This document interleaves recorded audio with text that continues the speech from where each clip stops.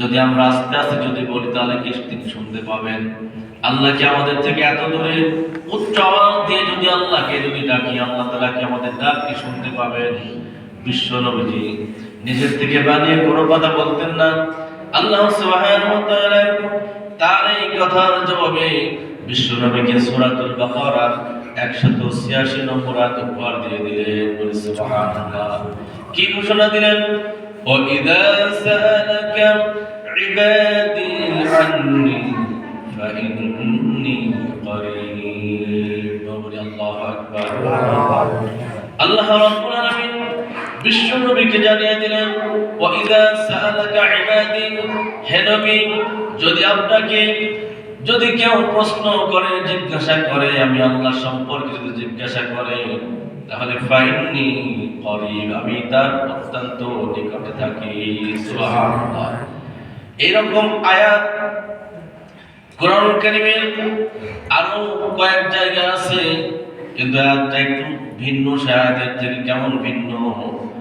অন্যান্য আয়াতের মধ্যে এসেছে ইয়াসআলুনাকা মাযা ইউনফিকুন, হে রাসূল, আপনাকে যদি কেউ প্রশ্ন করে অর্থ সম্পদ টাকা পয়সা কামাই করলে কার জন্য প্রথমে ব্যয় করবে, আল্লাহ তাআলা নিজেই বলে দিলেন, কুল মা আনফাকতুম মিন খায়রিন ফালিল ওয়ালিদাইন। আল্লাহ তাআলা এই প্রশ্নের জবাবে কুল শব্দ ব্যবহার করে, হে রাসূল আপনি বলে দেন, বিশ্বনবী কি বলেন, আপনি বলে দেন অর্থ সম্পদ কামাই করলে প্রথম ওই অর্থ সম্পদটা ব্যয় করতে হবে পৃথিবীর কারো জন্য নয়, নিজের পিতা মাতার জন্য ব্যয় করতে হবে। সুবহানাল্লাহ।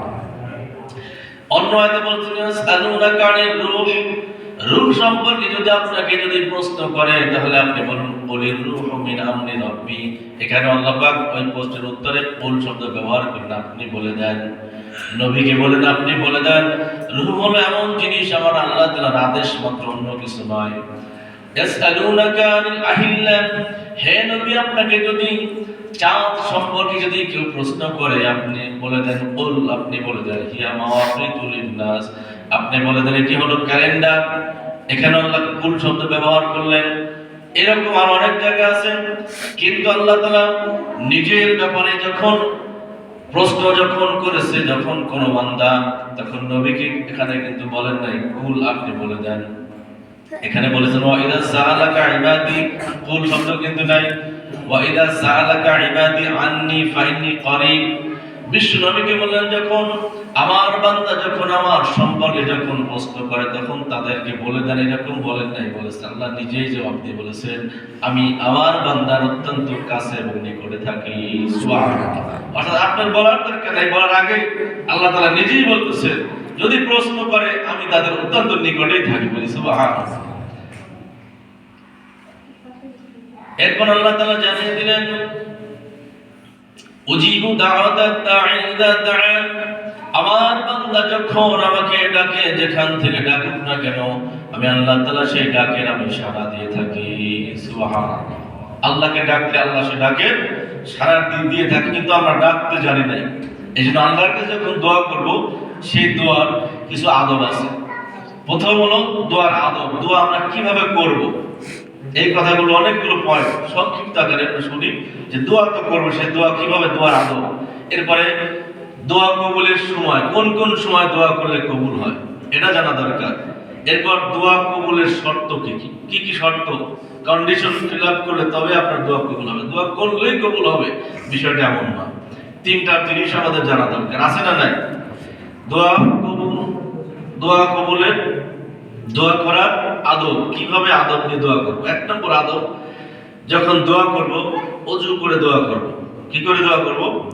ওযু অবস্থায় আল্লাহর কাছে দোয়া করব, তাহলে আল্লাহ তাআলা দোয়াটা কবুল করতে পারেন, এটি তার ইচ্ছা, এটি আদব। ওযু ছাড়াও আল্লাহর কাছে কিন্তু দোয়া করা যায়, কিন্তু আদব হলো ওযু করে দোয়া করা। দুই নম্বর, কিবলামুখী হয়ে দোয়া করা। যদি কি আমরা নামাজ পড়ি, এই জন্য আমরা দেখেন যখন গোরস্থানে যখন যাই সবাইকে বলি কিবলার দিকে হন, কবরের দিকে হয় না, সকলে কিবলার দিকে হন। কিবলা মুখে দোয়া করলে সেই দোয়াটা কবুল হওয়ার সম্ভাবনা থাকে বেশি, এটি আদব। এরপরে তিন নম্বর, হাত তুলে দোয়া করা।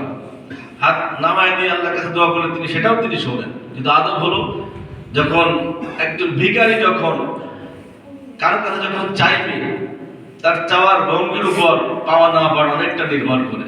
যদি হাত তুলে ভিখারির মতো যদি চাওয়া যায়, আকুতি মিনতি করে যদি চাওয়া যায়, সেই চাওয়ায় যিনি দিবেন তার দয়া বিষয়ে তিনি সাথে সাথে দিয়েও দেন। বলি সুবহানাল্লাহ। কোন ফকির যদি আপনার কাছে পকেটে হাত দিয়ে যদি চায়, যদি আপনি তাকে দিবেন, সহজে দিবেন তাকে, তার প্রতি মায়া আসবে না, দয়া আসবে। কিন্তু যদি কোন হাত যদি পেতে কাকা বাবা করে যদি চায়, আকুতি মিনতি করে যদি চায়, তাকে দেওয়ার জন্য অটোমেটিক মন তৈরি হয়ে যায়। যিনি আসমান জমিনের মালিক আল্লাহ, পৃথিবীর সবচেয়ে সুপ্রিম পাওয়ার যার হাতে, তার কাছে আমি চাইবো। ফকিরের চাইতেও বেশি ফকির মিসকিন হয়ে তার কাছে হাত তুলে চাইতে হবে। এবং সে হাত তোলার নিয়ম হলো দুই হাত সামনের দিকে বাড়ায় দেয় এরকম করে। অনেকে দোয়া করে এরকম করে, কেউ এরকম করে থাকে, কেউ এরকম করে থাকে, বিভিন্ন রকম দোয়া। ফকির যেরকম চায় এইভাবে হাত আল্লাহর দিকে বাড়ায় দেওয়া, তবে এটা দোয়ার হলো আদব। এরপরে নবীর প্রতি দরুদ পড়া।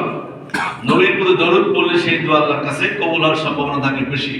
এরপরে দোয়া করার সময় চোখে পানি চলে আসা, সেই দোয়াটাও আল্লাহর কাছে কবুল হয়। দোয়া যখন করব, এরপরে আল্লাহ তাআলার সিফাতি নাম ধরে ধরে দোয়া করা। ইয়া রাজ্জাক, ইয়া যুল কুওয়াতিল মাতিন, ইয়া রাহিমাল মাসাকিন, ইয়া গাফিরিদ যামবি, ইয়া কাবিলিত তাওব। আল্লাহ যত গুণবাচক নাম, এগুলো ধরে আল্লাহর কাছে দোয়া করা, এটা দোয়া করার আদব। আল্লাহর কাছে যখন বান্দা এরকম আদবগুলো রক্ষা করে দোয়া করে, আশা করা যায় তিনি বান্দার দোয়া তিনি কবুল করবেন। এরপরে দোয়া করার, দোয়া কবুল হবে আল্লাহর কাছে এমন কিছু সময় আছে, যে কোনো সময় দোয়া করলে কবুল হতেও পারে, নাও হতে পারে। কিন্তু এমন কিছু বিশেষ সময় আছে, যেই সময়ে যদি আল্লাহর কাছে কোনো বান্দা দোয়া করে, আল্লাহ পাক সেই দোয়া কবুল করে নেন।